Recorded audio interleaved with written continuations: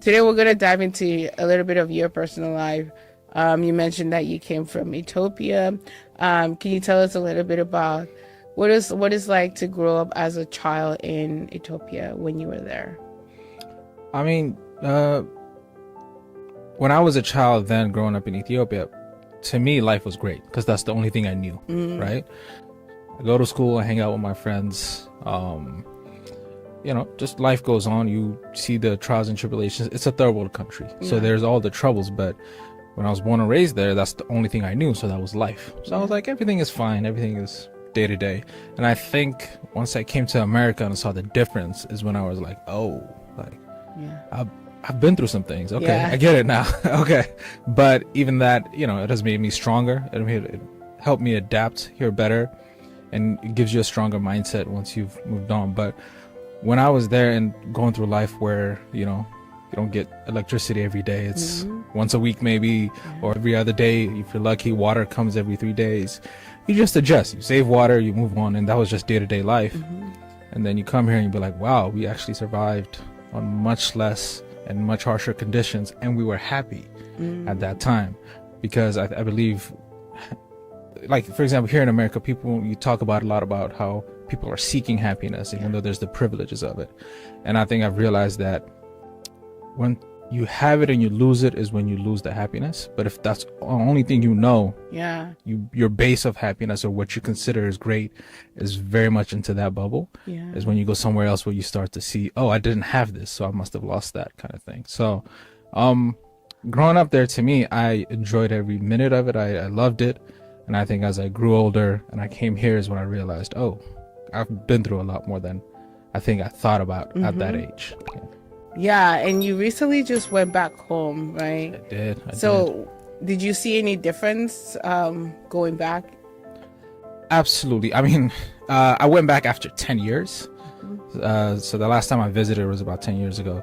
So it was very different. Also, my mindset has changed of how I operate. That's 10 years is most of my 20s. Yes. So how I see the world has also changed. So thinking what I think now and who I am now, and going back to basically my past and then seeing it's a very different thing. And I see the world, I see the place in a much different perspective. Yeah. But at the same time, I've also just got back right into my old habits and who I was when I was there, and just going back to the trenches of just hanging out with my old friends. I thought I was losing my Amharic, which is our language. And then I got there, and after like a week or so, I got it right back, and I was like, oh, thank God I didn't lose it. So it was there was a duality to it of like, I have been Americanized because I've been a good amount of my years have been here. But at the same time, when I got there, it was just like a flip of a switch of like I hadn't left. Yeah. So it's seeing those two comparisons and just enjoying the city and being nostalgic was an amazing experience. Make me like, I remember like when you're speaking, it reminds me of when I was in Cameroon. I kind of just fell back into everything, even though I didn't be there for like 17 years or so. So but you kind of just get back into it for sure. Going back and like you said, your past life, right? How did your early years shape your mental health as you move on into life?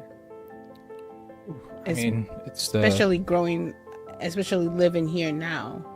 Living here now. I think we talk a lot about, especially with people of color, mental toughness. I think we grew up, even though we saw it as day-to-day life, we grew up under at least what Americans consider survival mode. That's how we grew up on our day-to-day life. That's just life for us. So when you've already figured out how to exist in that world, once you come here, a lot of things just seem like, all right, a lot of this is just superficial. It's like, I'm grateful to have this. I'm happy to have that. I'm okay because I've lived in survival mode. But what that means is when you live in America and you're out of survival mode, how do you want to keep some of it because that's what built you. Yes. But at the same time, you're in a first world country. Now you have first world problems.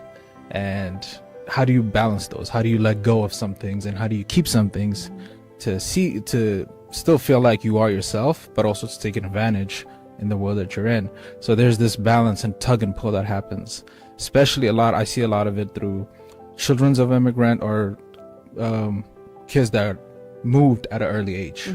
I think anywhere under, I think 18, yes, when you move, there's this thing of like, you still, everything is, as an African, has been ingrained in you. Yeah. And then you still open-minded enough to get, take in a whole different culture at the same time. So you'll have this duality and sometimes an identity crisis of such. And it's a very interesting thing. I think my mid-20s, I kind of had the crisis of like, who am I? Like, what is this? But slowly but surely you figure it out. Yeah, I definitely face identity crisis as well. Right? For an African that came here in a young, early age. Yeah. For a long time, it's like, okay, do I want to keep going back into my African roots and culture, or how can I like stay Americanized and still survive in this world? So